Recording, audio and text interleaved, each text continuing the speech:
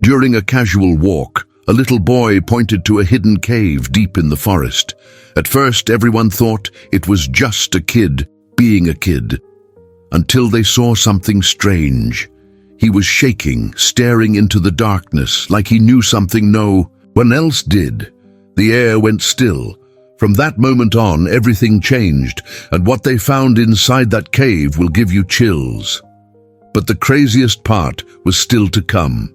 Watch until the end and get ready for a mind-blowing revelation. Oh, and don't forget to subscribe so you won't miss any of these insane stories. In the small town of Pine Hollow, nestled between the majestic Appalachian Mountains and dense forests of Virginia, life moved at its own gentle pace. The changing seasons painted the landscape with vibrant colors, while the tight-knit community maintained traditions passed down through generations. It was in this serene setting that 5-year-old Ethan Carter lived with his parents, Sarah and Robert. Ethan wasn't like other children his age. While most kids were loud and boisterous, he was quiet and watchful, with eyes that seemed to absorb every detail of the world around him. His parents had noticed his exceptional memory and intuition from an early age, how he could retrace paths they'd only walked once, or identify bird calls that even local hunters struggled to distinguish. "He's just different," Sarah would tell concerned relatives. "He sees things we don't." What truly set Ethan apart, however, was his connection with animals. Neighborhood pets would gravitate toward him, wild rabbits would freeze but not flee when he approached, and birds would sometimes land near him as if listening to an inaudible conversation. This bond was strongest with his dog, a loyal mixed breed, named Scout, who had been by Ethan's side since he was an infant. Scout had disappeared 4 months ago during a violent spring storm that had ravaged Pine Hollow. The family had searched tirelessly, posting flyers throughout town and exploring the surrounding woods for weeks. Robert had even organized search parties with neighbors, but as days turned into weeks, hope diminished. Everyone except Ethan seemed to accept that Scout was gone. "He's still out there, Mom," Ethan would insist, looking out the window each night before bed. "He's waiting." Sarah would stroke her son's hair, her heart breaking at his unwavering faith. "I know you miss him, sweetheart." "No, I feel him," Ethan would reply with a certainty that sent shivers down her spine. One crisp Saturday morning in early fall, the Carter family decided to hike one of the less traveled trails that wound through the forest behind their property. The path was Robert's favorite, rugged and challenging enough to feel like a real adventure, yet still manageable for Ethan's short legs. "Stay close," Robert called back to his son, who had fallen a few paces behind. "These trails can be tricky." Ethan nodded absently, his attention caught by something invisible to his parents. His steps slowed until he stopped completely beside a rock formation, partially hidden by thick underbrush. His small hand reached out toward a dark opening between the stones, a narrow entrance to what appeared to be a small cave. "Ethan," Sarah turned back, noticing her son's stillness. "What is it, honey?" The boy stood motionless, his eyes fixed on the cave entrance. When Sarah approached, she noticed his hand was trembling. "There's something in there," he whispered, pointing to the darkness. Robert joined them, shining his flashlight toward the opening. The beam illuminated only a few feet of damp stone before disappearing into blackness. "Probably just a fox den or a raccoon hideout," Robert said, placing a reassuring hand on Ethan's shoulder. "Nothing to worry about, buddy." But Ethan wouldn't move. His body had begun to tremble visibly, though the morning wasn't particularly cold. "Something's there," he insisted, his voice barely audible. "It needs help." Sarah and Robert exchanged concerned glances. They'd learned to respect their son's unusual perceptions, but venturing into an unknown cave based on a child's intuition seemed unwise. "We'll come back another time with proper equipment," Robert promised, gently steering Ethan away. "It's Not safe to explore caves without preparation. Reluctantly, Ethan allowed himself to be led away, but not before casting one last longing look at the cave entrance. His parents noticed how his eyes seemed to communicate with something they couldn't see or hear. That night, Ethan couldn't sleep. He sat by his bedroom window, staring out at the moonlit forest. He's waiting, but he's different now, he murmured to himself. He has others to protect. The next morning, Sarah found her son's bed empty. Panic seized her until she discovered Ethan fully dressed in the kitchen, putting apples and his water bottle into his small backpack. "I need to go back," he stated simply, with a determination uncommon in a child so young. "Ethan, we can't just—" "Please, Mom," he interrupted, his eyes filled with an urgency that stopped her protest. "Scout is waiting." Sarah felt her heart constrict. Scout had been gone for months, and though she'd never said it aloud to Ethan, she'd assumed the worst. Yet something in her son's certainty made her hesitate. "What if—" "Let me call your father," she said finally. "We'll go together." Word spread quickly through Pine Hollow about Ethan's insistence on the cave. By that afternoon, several neighbors had offered to join the Carters on their return to the site. Among them was old Jack Henderson, who had lived in the mountains longer than anyone could remember and knew every trail and hollow within 20 miles. "Caves around here can run deep," Jack warned as they approached the rock formation, "and they ain't always stable." As they neared the spot where Ethan had stopped the day before, the group became aware of an unusual silence in the forest. The birds had ceased their singing, and even the wind seemed to hold its breath. Ethan moved forward confidently, leading the adults to the exact location. This time, something was different. Fresh scratch marks were visible on the ground near the entrance, and several branches appeared to have been deliberately arranged across the opening. "Something's blocking it," Robert observed, kneeling to examine the makeshift barrier. Old Jack studied the marks on the ground with narrowed eyes. "These ain't normal wildlife patterns," he muttered. "See how these tracks drag here? And these—" He pointed to distinct paw prints. "These are canine, but the pattern is odd. A beastie." As they discussed the findings, a distant mournful howl echoed through the trees. It was unlike anything typically heard in these woods. Higher pitched than a wolf's call, yet more plaintive than a coyote's. The sound sent a visible shiver through the group. "That's been happening every night for the past week," said Nancy Miller, who lived on the edge of the forest. "My dogs go crazy when they hear it." All eyes turned to Ethan, who showed no surprise at the strange howl. Instead, a small, knowing smile played at the corners of his mouth. "He's calling us," the boy said simply.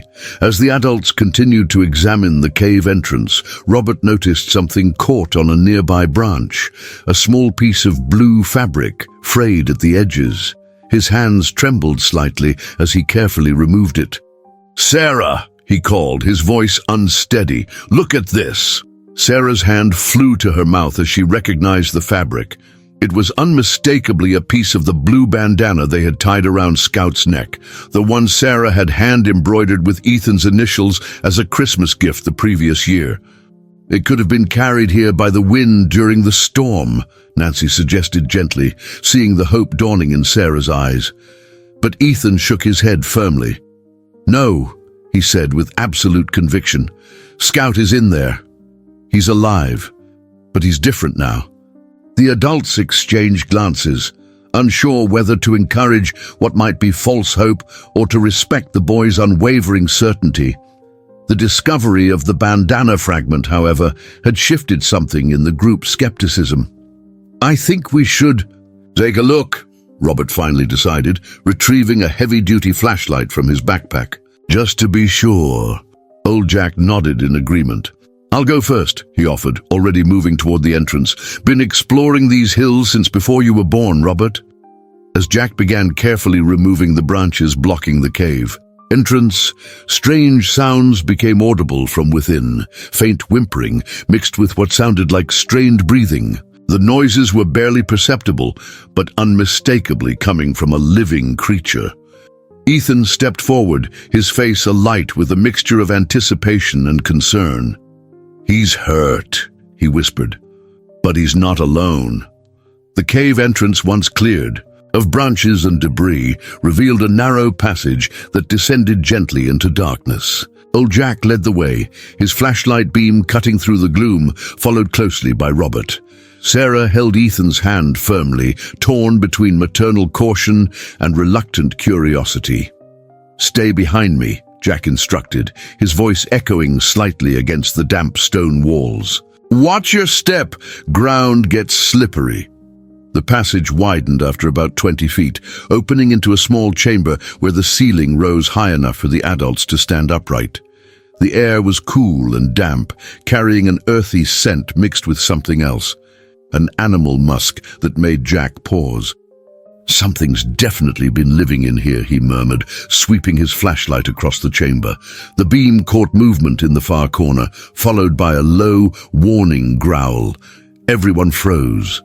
The sound was unmistakably canine, but held a note of desperation rather than aggression. "Scout," Robert called softly, directing his own flashlight toward the source of the growl. The light revealed a shocking sight. Huddled against the wall was Scout, his once glossy coat now matted and dirty, his lean body positioned protectively over 3 tiny forms. The dog's eyes reflected the flashlight beam, wary and exhausted, but unmistakably alert. A long gash along his hindquarter had healed poorly, leaving an angry scar. "Oh my God," Sarah gasped, her free hand covering her mouth. "It really is him." But it was the creatures beneath Scout that drew everyone's stunned attention. 3 wolf pups, no more than a few weeks old, lay curled against the dog's belly, their small bodies trembling with fear at the sudden intrusion of light and human voices. "Wolf pups," Jack whispered in disbelief. "Haven't seen a wolf in these parts for over a decade." Ethan broke free from his mother's grip and took a step forward. "Ethan, no!" Sarah hissed, reaching for him. But Robert held her back. "Wait," he said softly. "Look at Scout." The dog's demeanor had changed at the sight of Ethan. The threatening growl subsided, replaced by a whine of recognition. His tail thumped weakly against the stone floor, though he maintained his protective stance over the pups. Ethan approached slowly, his movements deliberate and calm. "It's okay," he murmured, not to the adults, but to Scout. "We found you. I knew you were waiting." When he was within a few feet of the dog, Ethan knelt down, making himself small. Scout watched him, ears perked forward in recognition. The wolf pups squirmed beneath him, making tiny mewling sounds. "Can I come closer?" Ethan asked, speaking to Scout as if carrying on a conversation. The dog whined again, then shifted slightly, creating a small space between himself and the cave wall. An invitation. Ethan moved forward until he was sitting beside Scout. With gentle fingers, he touched the dog's head, then leaned in to whisper something that none of the adults could hear. Whatever he said seemed to release some tension from Scout's body. The dog's shoulders relaxed visibly. "He's been protecting them," Ethan explained, looking back at the awestruck adults. "Their mother is gone. He found them during the storm." "How could he possibly know that?" Nancy whispered to Sarah. Sarah shook her head, beyond questioning her son's uncanny understanding. "I stopped asking a long time ago." Robert approached cautiously, kneeling a few feet away. "Hey, boy," he said softly. "You've been busy, haven't you?" Scout's tail thumped again, recognizing another familiar voice. The wolf pups, however, pressed themselves more firmly against the dog's belly, clearly unaccustomed to human presence. "They're hungry," Ethan announced, looking up at his father. "Scout is hungry too. He's been hunting for them, but it's getting harder." Old Jack stared at the scene with narrowed eyes. "This don't make sense," he muttered. "Domesticated dog caring for wolf pups, that goes against nature." "Maybe it's not against nature at all," Sarah suggested, finding her voice. "Maybe it's something deeper than we understand." The discovery posed immediate questions. How had Scout found these orphaned wolf pups? How had he managed to keep them alive in this cave for what must have been weeks? And most puzzling, how had Ethan known where to find them? We need to get them all out of here, Robert decided, eyeing Scout's injured leg. He needs medical attention, and these pups. He trailed off, uncertain about what to do with young wolves. Can't just leave them, Jack said, surprisingly gentle. Too young to survive on their own. We'll take them all home, Ethan stated with a certainty that brooked no argument. Scout wants to stay with them. They're his family now, too. The logistics of transporting a wary dog and 3 wild wolf pups proved challenging. Robert emptied his backpack, creating a makeshift carrier for the pups. Scout was initially reluctant to let the humans handle his charges, but Ethan's constant reassurance seemed to convince the dog of their good intentions. "It's okay," Ethan kept saying. "They're going to help us." When they finally emerged from the cave into the afternoon sunlight, word of their discovery had spread. Several more townspeople had gathered at the trailhead, their expressions changing from curiosity to amazement as they saw the procession. Old Jack leading the way, followed by Robert carrying the backpack with 3 tiny wolf heads occasionally peeking out, then Scout limping beside Ethan, who kept one hand gently on the dog's back. Dr. Eleanor Thompson, the town's veterinarian, pushed through the crowd. "Bring them to my clinic," she instructed without preamble. "I want to check them all immediately." At the veterinary clinic, Scout was examined first, while the wolf pups were settled into a warm kennel. The dog's injuries told a remarkable story of survival. The gash on his leg had indeed healed poorly and would require treatment, but it was his overall condition that amazed Dr. Thompson. "He's malnourished, but not as severely as I would expect," she explained to the Carters as she cleaned Scout's wound. "He's been eating just enough to sustain himself and produce body heat for those pups. From the look of it, he's been bringing them food too, small game, I'd guess." "But how did he find them?" Sarah wondered aloud. "And why would he care for wolf pups?" Dr. Thompson shrugged. "Animals can form unusual bonds in stress situations. My guess is that during the storm, Scout may have found a den where these pups were with their mother. Something happened to the mother. Maybe she was injured and couldn't return. Udi and Scout just decided to adopt them," Robert asked skeptically. "It's not unheard of," the veterinarian replied. "Rare, certainly, but maternal instincts can cross species boundaries. What's truly remarkable is that he managed it successfully. These pups are actually in decent health, considering." Throughout the examination, Ethan remained silent, watching Scout with knowing eyes. The boy seemed unsurprised by any of the revelations, as if he had understood the whole story all along. After Scout was treated and bandaged, Dr. Thompson turned her attention to the wolf pups. "They're about 5 weeks old," she determined after a thorough examination. "Still dependent on milk, though they're starting to transition to solid food." What happens to them now?" Sarah asked, the practical question hanging heavy in the air. "Legally, they should go to a wildlife rehabilitation center," Dr. Thompson said carefully, glancing at Ethan's stricken face. "But separating them from Scout right now could be traumatic for both." The implications were clear. Scout had become the pups' surrogate parent, and they had bonded with him. Separation could be devastating. "Can't they stay with us?" Ethan pleaded, looking from his parents to the veterinarian. "Scout wants to take care of them." News of the extraordinary discovery spread through Pine Hollow like wildfire. By evening, it seemed everyone in town had heard about Scout's remarkable rescue and his unlikely role as guardian to 3 wolf pups. Opinions varied widely on what should be done. "Wolves don't belong in a residential area," argued Bill Simmons, the town's most vocal hunter.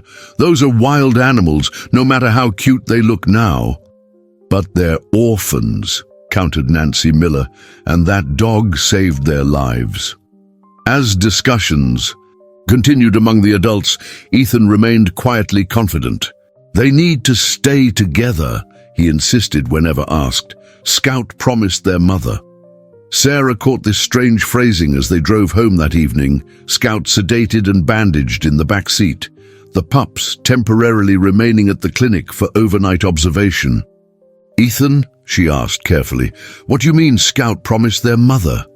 The boy looked out the window at the darkening trees, his expression solemn. In the storm, Scout found her trapped under a fallen tree. She was dying and the den was flooding. She looked into his eyes and asked him to save her babies. A chill ran up Sarah's spine. "How do you know this, sweetheart?" Ethan turned to look at her, his eyes reflecting wisdom far beyond his years. "I saw it in Scout's memories. He shows me things sometimes when I'm quiet enough to listen." The following weeks brought unprecedented changes to the Carter household. After intense discussions with wildlife authorities, a temporary special permit was granted, allowing the family to care for the wolf pups under strict supervision from both Dr. Thompson and a wildlife specialist who would visit weekly from the nearest conservation center. "This is highly unusual," Ranger Mike Collins had explained during his first visit, watching as Scout gently nudged one of the pups toward a bowl of specialized formula. But given the circumstances and the clear bond that's formed, separating them now might do more harm than good.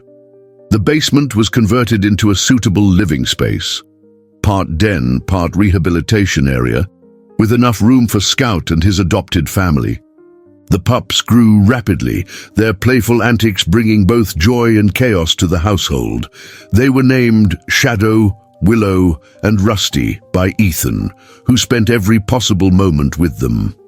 Sarah noticed how her son would sit quietly beside the growing pups, sometimes for hours, seemingly communicating in ways that defied explanation. When asked about these silent conversations, Ethan would shrug and say simply, "We understand each other." It was during the third week after their discovery that Sarah witnessed something that challenged everything she thought she knew about her son's abilities. She had gone downstairs to bring Ethan his lunch, finding him sitting cross-legged on the floor with all three wolf pups attentively positioned before him, Scout lying nearby. Ethan's eyes were closed, his expression serene, and though no words were spoken, the pups' behavior suggested they were receiving clear instructions, moving in unison, then separately, responding to cues that Sarah couldn't perceive. "What are you doing?" she asked when Ethan finally opened his eyes. The boy smiled. "Teaching them about boundaries. They need to know which humans are safe and which places they can go." "How exactly are you teaching them that without speaking?" Ethan looked genuinely puzzled by her question. "I am speaking to them, Mom, just not with my mouth." That evening, after Ethan had gone to bed, Sarah and Robert sat at the kitchen table, struggling to make sense of what was happening with their son. "Dr. Morrison says there's nothing wrong with him medically," Sarah said, referring to the pediatrician they had consulted discreetly. "His brain scans are normal. She says some children just have heightened empathy with animals." Robert ran a hand through his hair, a gesture of frustration and wonder. "This goes way beyond empathy, Sarah. He knew where Scout was. He knew about the pups before we found them. And now this silent communication. It's like he's speaking a language we can't hear." "What does that make him then?" Sarah whispered, both fearful and protective. "Some kind of child prodigy? A wildlife whisperer?" "I don't know," Robert admitted, "but whatever it is, it's part of who he is, and it brought Scout back to us." Their conversation was interrupted by a knock at the front door, unusual for that time of evening. Robert answered to find old Jack standing on the porch, his weathered face serious beneath his ever-present cap. "Evening, Robert," Jack said, declining the invitation to come inside. "Thought you should know there's talk in town. Some folks are concerned about those wolf pups you're raising. They're under professional supervision," Robert pointed out. "We have all the necessary permits." Jack nodded. "I know that, And most folks support what you're doing, but Bill Simmons has been stirring up concerns, claims wolves will attract more wolves, endanger livestock, that sort of thing. Sarah joined them at the door. That's ridiculous. These are orphan pups, not a wild pack. Just letting you know, Jack said, preparing to leave. Might want to invite some of the concerned neighbors over. Let them see your setup. Transparency works wonders for easing fears. After Jack left, the Carters decided to follow his advice. They arranged an open house for the following weekend, inviting townspeople to visit in small groups to see the rehabilitation area and learn about their careful protocols. Most visitors were supportive, even impressed by the sophisticated setup and the obvious bond between Scout and the pups. Bill Simmons attended with a small group of skeptics, his expression remaining doubtful as Dr. Thompson explained the temporary nature of the arrangement. And what happens when they're grown? Bill challenged. You can't keep wolves as pets. They'll be transitioned to a wildlife sanctuary where they can live in a protected environment, Dr. Thompson explained patiently. They won't be released directly into the wild since they've had human contact, but they won't be pets either. Throughout these discussions, Ethan remained close to Scout and the pups, seemingly untroubled by the adult concerns swirling around him. When Bill approached the enclosure, however, something unusual happened. All three pups, who had been playfully wrestling, suddenly stood at attention, their eyes fixed on the hunter with unmistakable wariness. They don't like your gun smell, Ethan said quietly, looking up at Bill. It reminds them of the day their mother died. The room fell silent. Bill stared at the boy, then at the alert pups. I haven't been hunting today, he said defensively. These clothes are clean. Your hands still smell like gun oil, Ethan replied, his voice matter-of-fact rather than accusatory. You cleaned your rifle this morning. Bill's face paled slightly. He had indeed cleaned his hunting rifle that morning, a fact no one could have known, especially not a 5-year-old boy he'd never spoken to before. That's enough, Ethan, Robert intervened, sensing the tension. Why don't you take Scout and the pups to the back area for their afternoon meal? After the visitors left, Sarah confronted her son gently. Ethan, how did you know Mr. Simmons had cleaned his gun? Ethan looked confused by her concern. The pups told me. They remember that smell from when hunters were near their den the day of the storm. Their mother was trying to move them to a safer place when the tree fell. This pattern of uncanny knowledge continued as the weeks passed. Ethan would reveal details about people or animals that he couldn't possibly know through conventional means. He correctly identified which neighbor had set illegal traps in the forest. The pup's father had been caught in one the previous winter. He knew when Ranger Collins had changed his shampoo. The wolves found the new scent confusing. He even warned Dr. Thompson about an upcoming seizure in one of her canine patients before any symptoms were visible. Each incident added to the growing legend of Ethan Carter and his extraordinary connection with animals. Some neighbors began to avoid the family, uncomfortable with the boy's penetrating insights. Others sought him out, bringing ailing pets or asking for help with wildlife conflicts. Through it all, Ethan remained the same quiet, thoughtful child, seemingly unaware of how unusual his abilities were. As autumn deepened into winter, the wolf pups grew into gangly adolescents, their playful behavior giving way to more mature, deliberate movements. Scout, fully recovered from his injuries, maintained his role as surrogate parent, though the dynamics were shifting.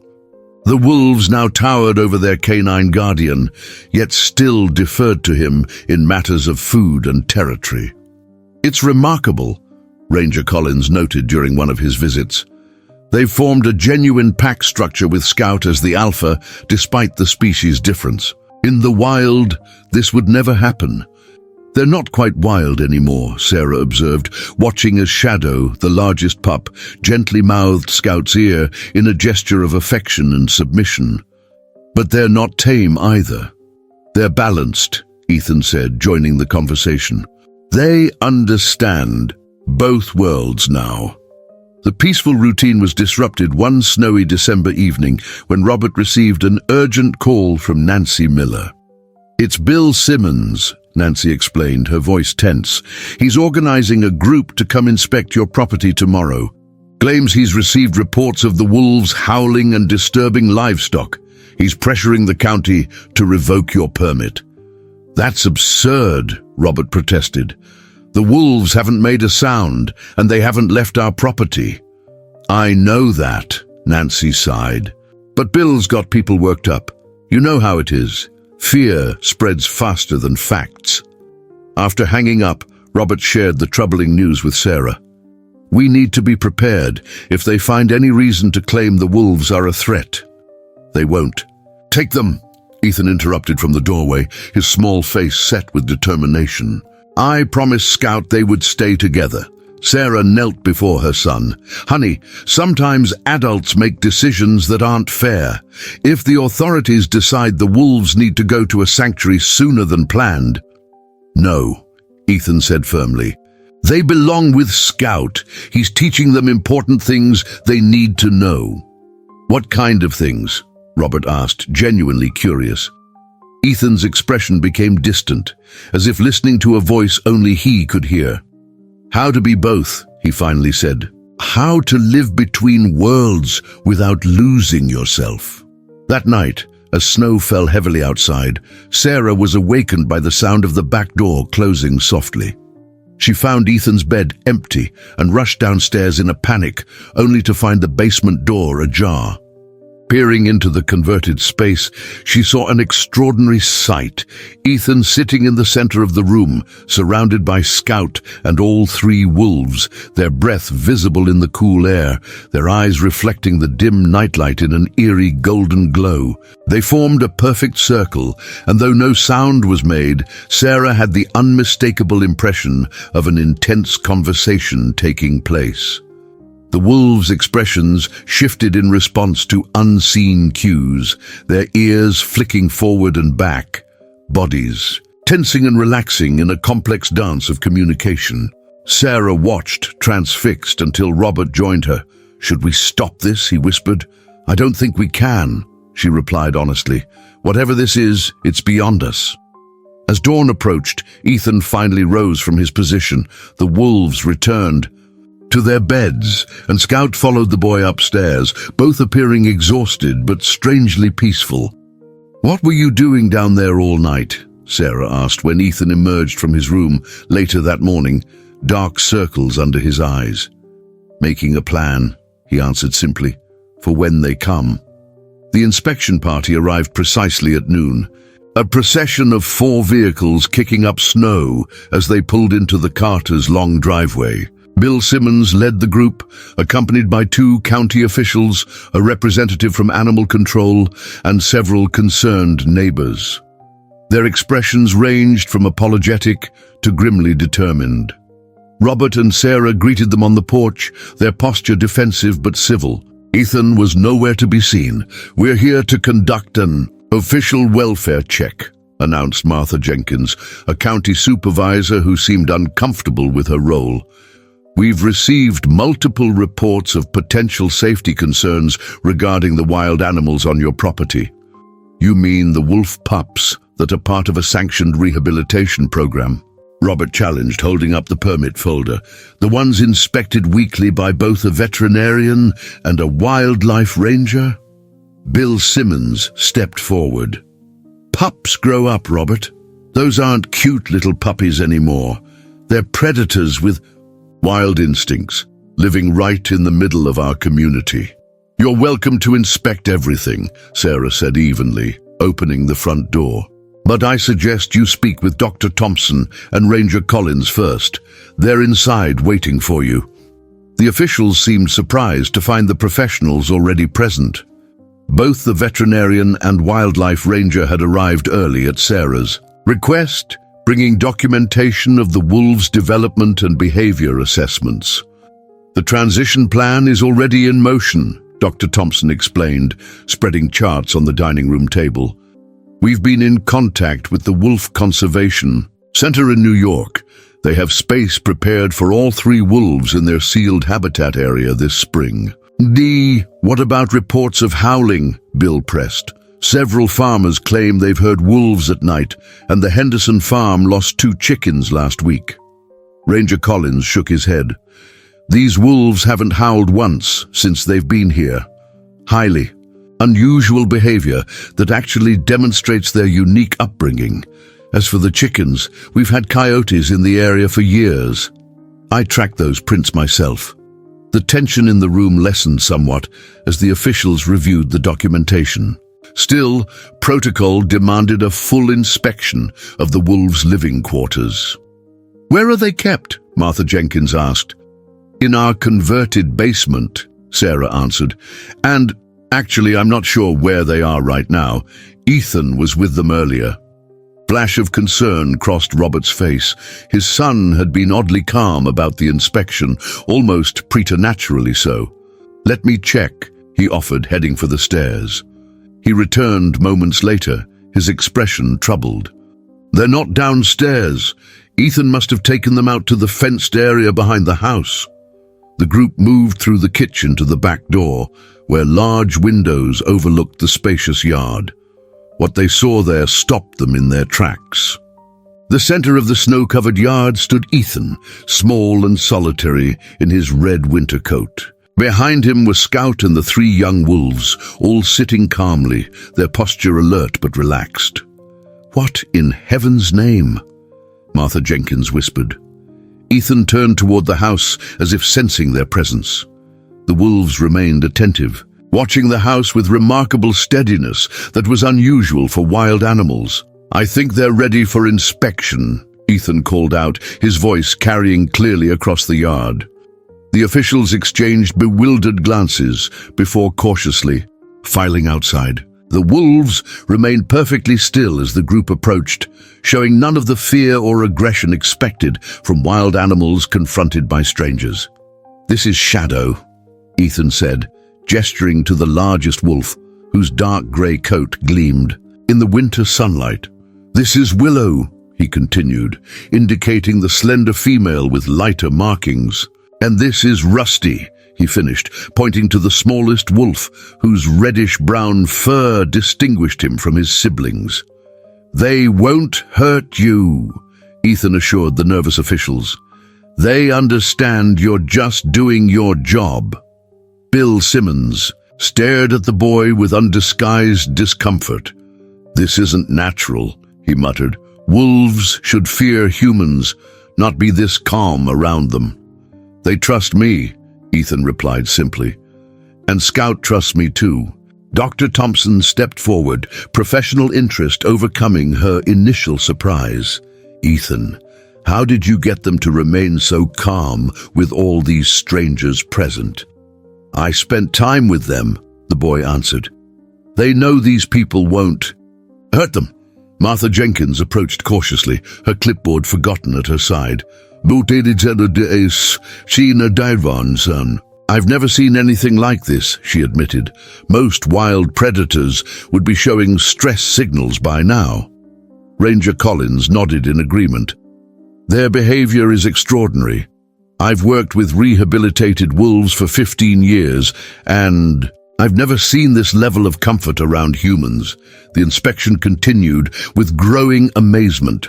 The wolves allowed themselves to be examined from a respectful distance, showing no signs of aggression or fear. Scout remained close to Ethan throughout, occasionally glancing at the boy as if checking for guidance.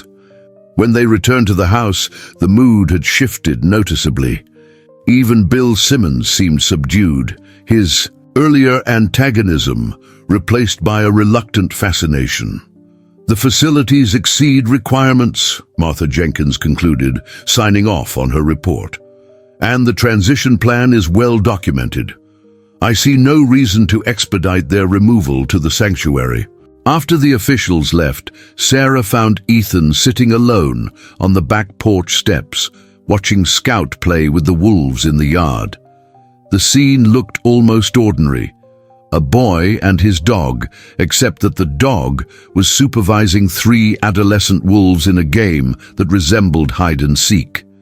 "How did you do that?" Sarah asked, sitting beside her son. "How did you know they would behave so perfectly?" Ethan leaned against her, suddenly looking very much like the 5-year-old child he was. "Scout helped," he said simply. "He told them what to expect and how to act. He's been teaching them about humans since the beginning." Sarah wrapped an arm around her son's shoulders.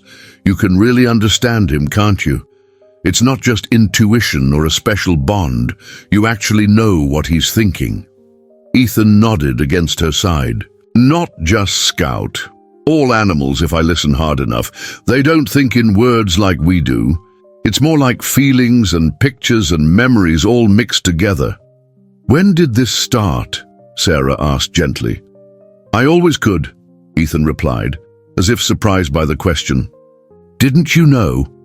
That evening, after Ethan had gone to bed, Robert and Sarah sat in the living room, trying to process everything they had witnessed.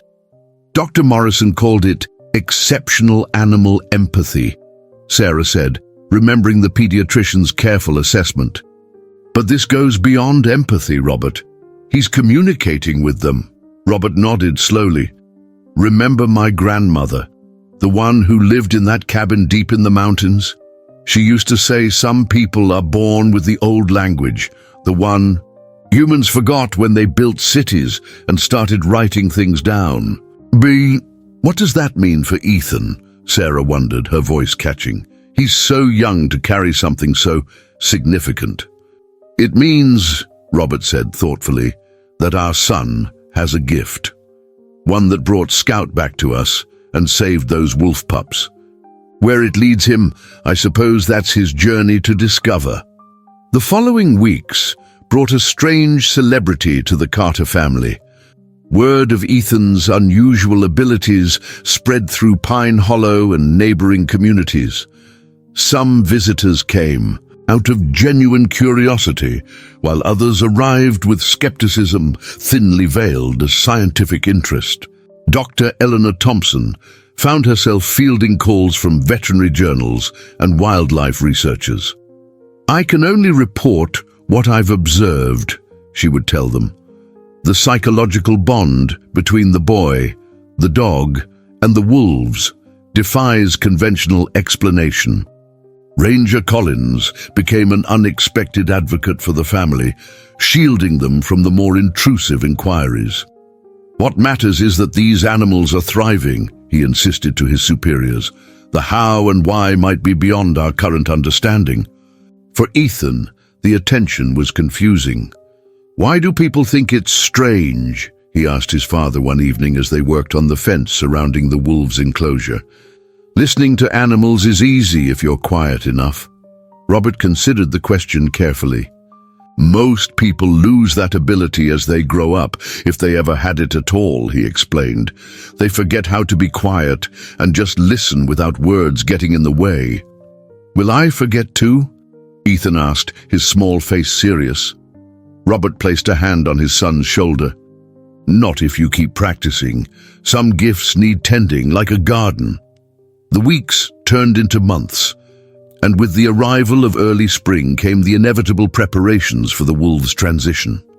The Wolf Conservation Center in New York had completed their specialized habitat, a 5-acre enclosed wilderness designed to balance protection with the natural behaviors of wolves.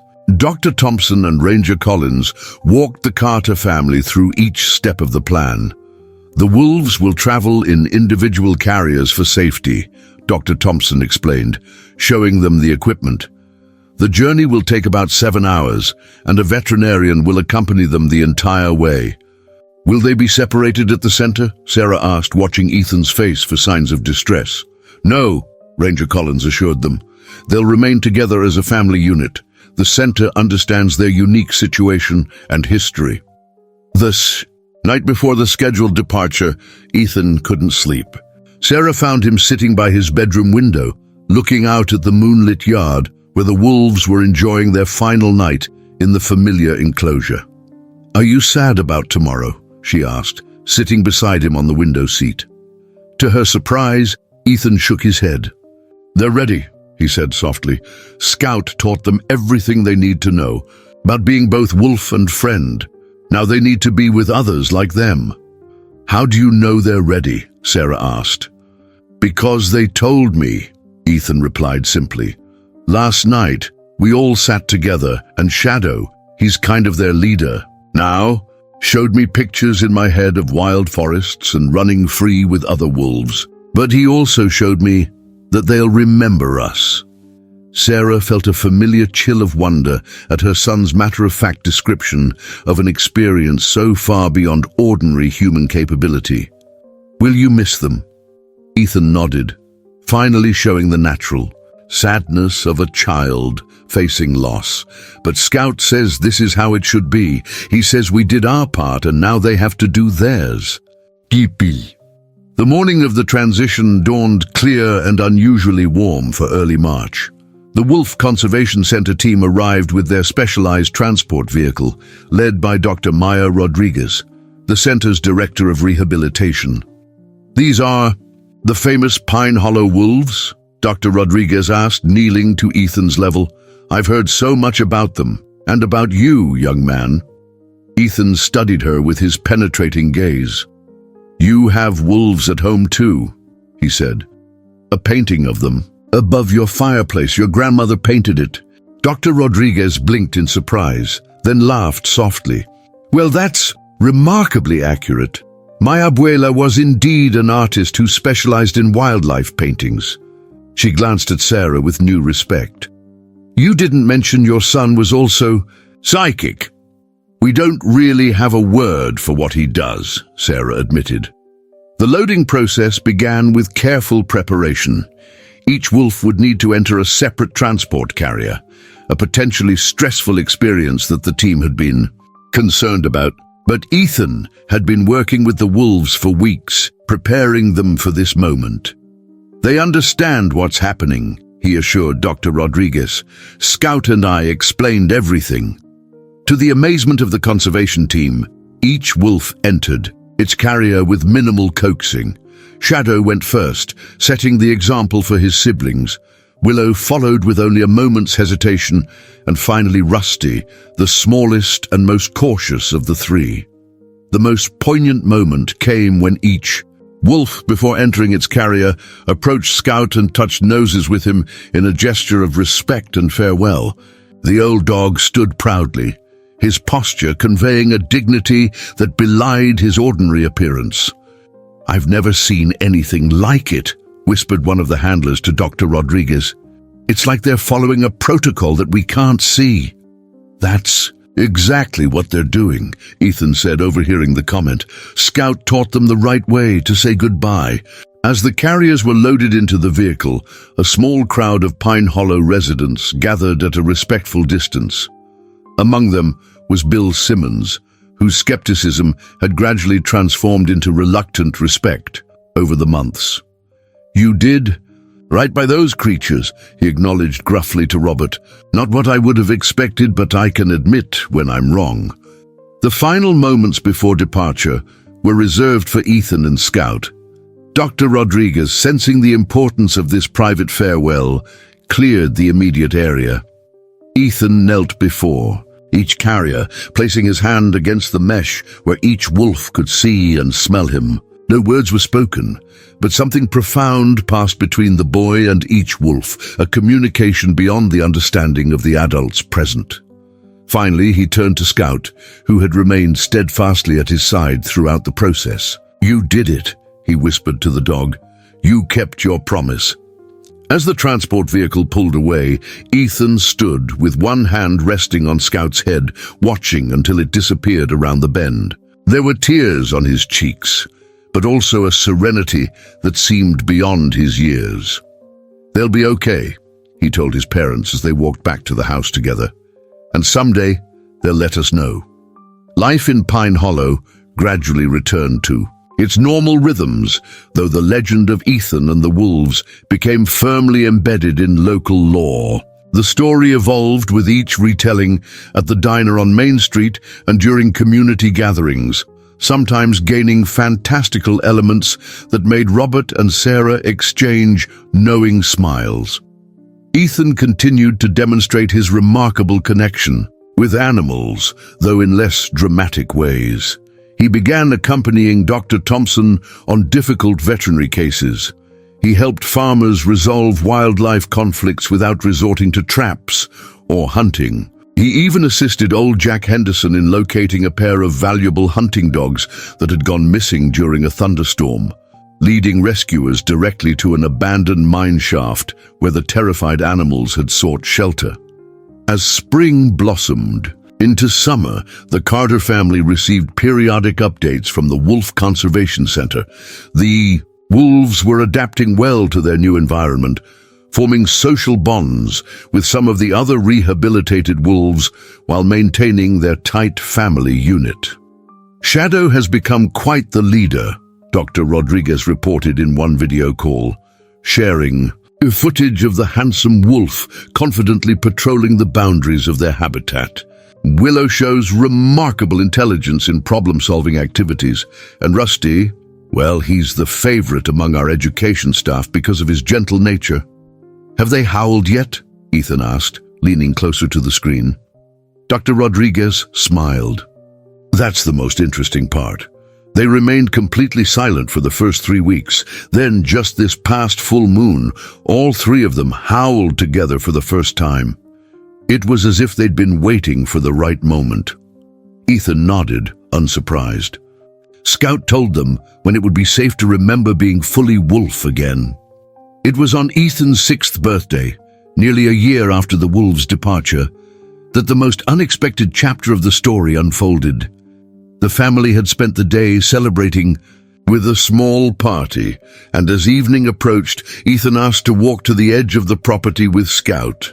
"I want to listen to the forest," he explained, a request his parents had come to understand and respect.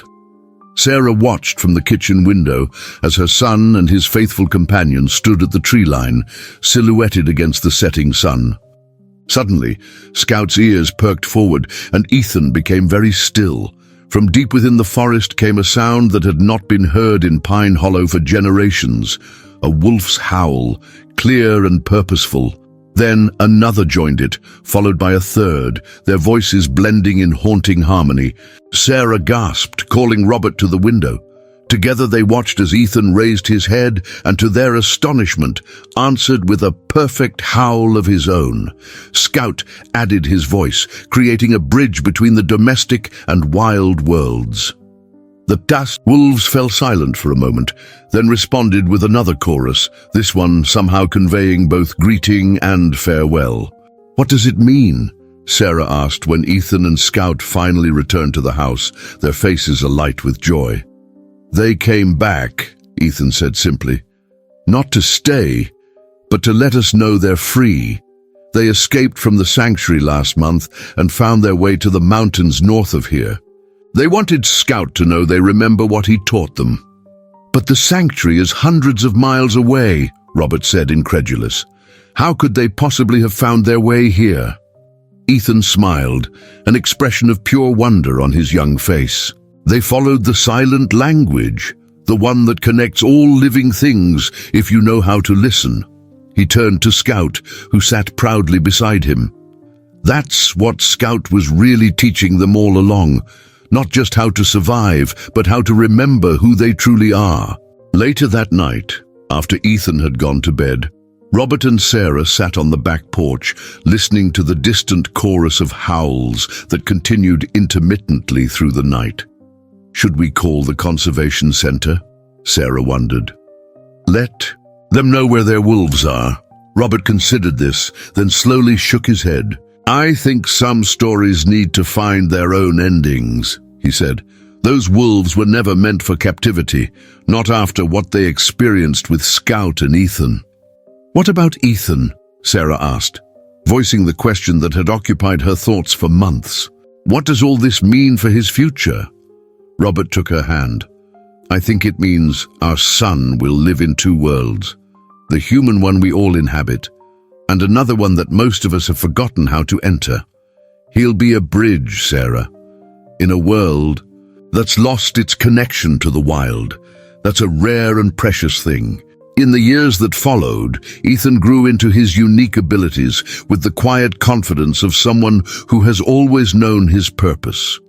By the time he reached his teens, he had become a respected figure in wildlife conservation circles, his intuitive understanding of animal behavior leading to breakthrough approaches in rehabilitation and human-wildlife conflict resolution. Scout remained by his side until the old dog reached the venerable age of 16, finally passing peacefully in his sleep with Ethan's hand resting on his head. The boy, by then a young man of 15, mourned deeply but found comfort in an unexpected source.